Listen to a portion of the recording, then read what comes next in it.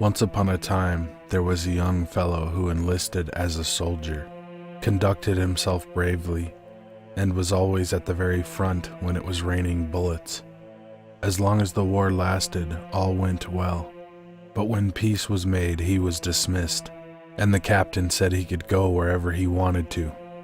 His parents were dead, and he had no longer a home, so he went to his brothers and asked them to support him until there was another war. The brothers, however, were hard-hearted and said, "What can we do with you? We have no work for you. See that you go and make a living for yourself." The soldier had nothing left but his gun, so, putting it on his shoulder, he went forth into the world. He came to a large heath, on which nothing was to be seen but a circle of trees. Filled with sorrow, he sat down beneath them and thought about his fate. "I have no money," he thought, "and the only trade I have learned is that of making war. And now that they have made peace, they can no longer use me, so I see that I shall starve." Suddenly, he heard a rustling sound, and when he looked around, a strange man was standing before him. He wore a green jacket and looked quite stately, but he had a hideous horse's foot. "I know what you are in need of," said the man. "You shall have money and property, as much as you with all your might can squander away. But first I must know if you are fearless, so that I won't be giving away my money for nothing." "A soldier and fear? How can those go together?" he answered. "You can put me to the test."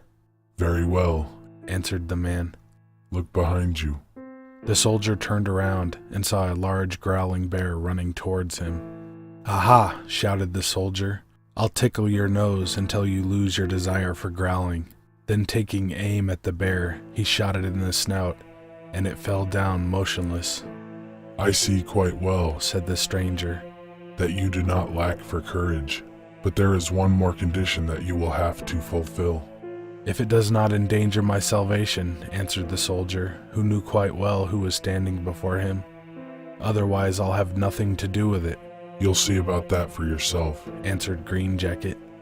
"For the next 7 years you are neither to wash yourself, nor comb your beard and hair, nor cut your nails, nor say the Lord's Prayer.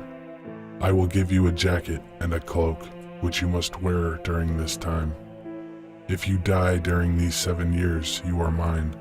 If you stay alive, you are free, and rich as well, for the rest of your life."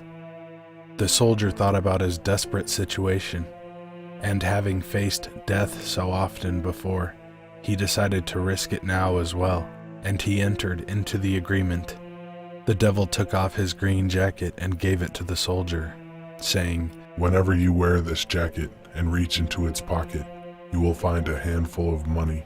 Then he pulled the skin off the bear and said, "This shall be your cloak, and your bed as well, for you are to sleep on it, and you are not allowed to lie in any other bed. Because of your clothing, you shall be called Bearskin." With that, the devil disappeared. The soldier put on the jacket, immediately reaching into the pocket, and found that the promise was really true. Then he put on the bearskin and went forth into the world. He did whatever he pleased, refraining from nothing that did him good and his money harm. During the first year, his appearance was still acceptable, but during the second, he looked like a monster. His hair covered nearly his entire face. His beard looked like a piece of coarse felt cloth. His fingers had claws, and his face was so covered with dirt that if someone had planted cress on it, it would have grown. Everyone who saw him ran away. However, because everywhere he went, he gave money to the poor to pray that he might not die during the 7 years, and because he paid well for everything, he always found shelter. In the 4th year, he arrived at an inn. The innkeeper would not let him enter, refusing even to let him have a place in the stable because he was afraid he would frighten the horses. However, when Bearskin reached into his pocket and pulled out a handful of gold, the innkeeper softened and gave him a room in an outbuilding. Bearskin, however, had to promise not to let himself be seen, lest the inn should get a bad name. One evening Bearskin was sitting alone, wishing with all of his heart that the 7 years were over. He heard a loud moaning in a neighboring room.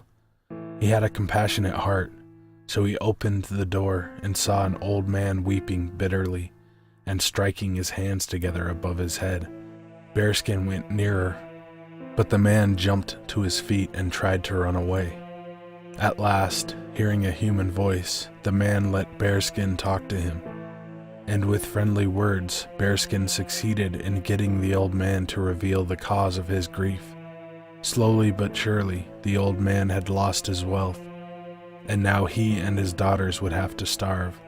He was so poor that he could not pay the innkeeper and was to be sent to prison. "If that is your only problem," said Bearskin, "I have money enough." He called for the innkeeper and paid him. Then he put a bag full of gold into the poor man's pocket.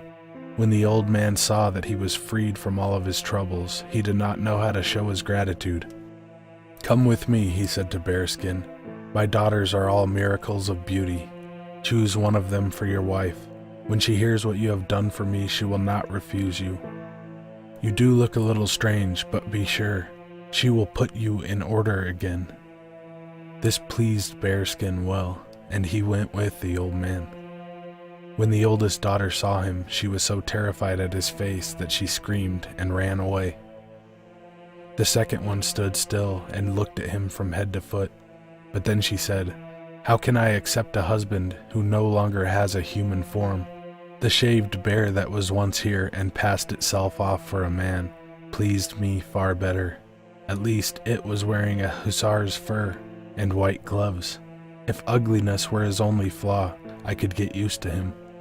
The youngest one, however, said, "Father, he must be a good man to have helped you out of your trouble.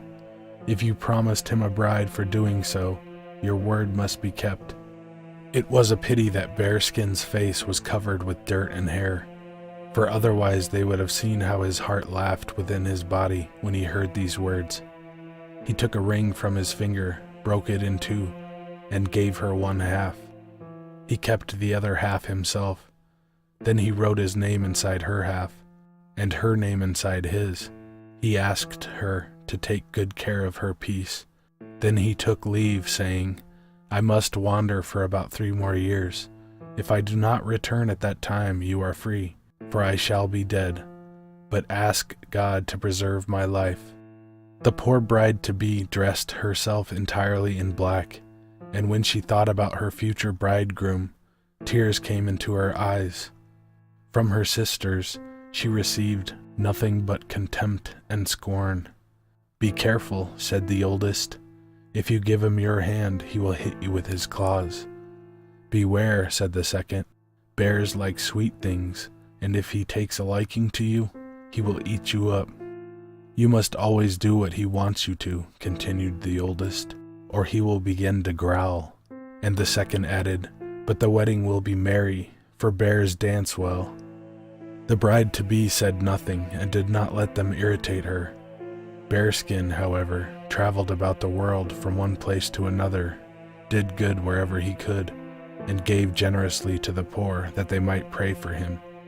Finally, at dawn on the last day of the 7 years, he went once more out to the heath and seated himself beneath the circle of trees. Before long the wind began to howl, and the devil stood before him. Looking at him angrily, he threw Bearskin's old jacket to him and demanded the return of his own green one. "We haven't gotten that far yet," answered Bearskin. "First of all, you have to clean me up." Whether the devil wanted to or not, he had to fetch water and wash off Bearskin, comb his hair, and cut his nails. After this, he looked like a brave soldier and was much better looking than he had ever been before. When the devil was safely gone, Bearskin was quite light-hearted. He went into the town, purchased a splendid velvet jacket, seated himself in a carriage drawn by 4 white horses, and drove to his bride's house. No one recognized him.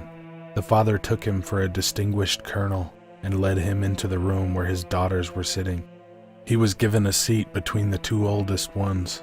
They poured wine for him, served him the finest things to eat, and thought that they had never seen a more handsome man in all of the world. The bride-to-be, however, sat across from him in her black dress without raising her eyes or speaking a word.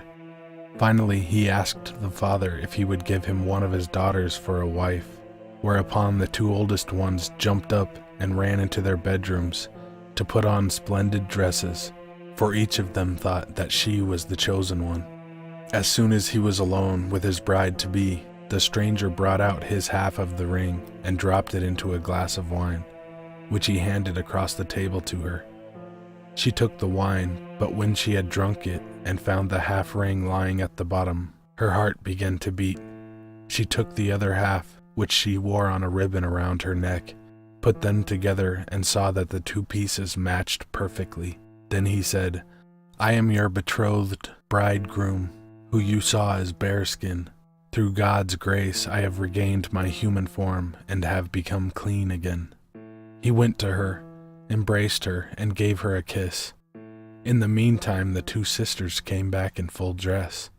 When they saw that the youngest sister had received the handsome man and heard that he was bearskin, they ran out filled with anger and rage. One of them drowned herself in the well, the other hanged herself from a tree. That evening, someone knocked at the door, and when the bridegroom opened it, it was the devil in his green jacket who said, You see, now I have 2 souls for the price of 1.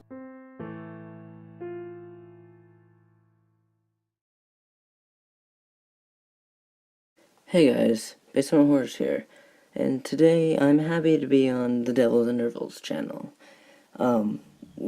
Today I'm going to be telling you the urban legend called Hook. Anyway, here it goes. A young teen couple are coming home from a movie. While on the way home, they decide to stop at a local lover's lane, where while making out, an announcer says an insane asylum, an inmate with a hook for a hand has escaped. The boy locks the door and tries to continue kissing, but the girl demands to be taken home. The boy obliges, and when going to the passenger's side door to let his date out, he sees a bloody hook on the handle. Hey guys and ladies, thanks for watching. I want to thank Basement Horrors for working with me. He's got some great stuff on his channel. Go to his channel to see the other half of this collaboration, where I'm reading Harold. I thought Basement Horrors had a great idea to do stories that scared us when we were little, and I thought it'd be a great opportunity to tell Bearskin. My cousin told me that story while we were camping, and I never forgot it. I thought it was an awesome story. Be good to animals, even people. See ya. Ja, snämar, bärksbus, rish.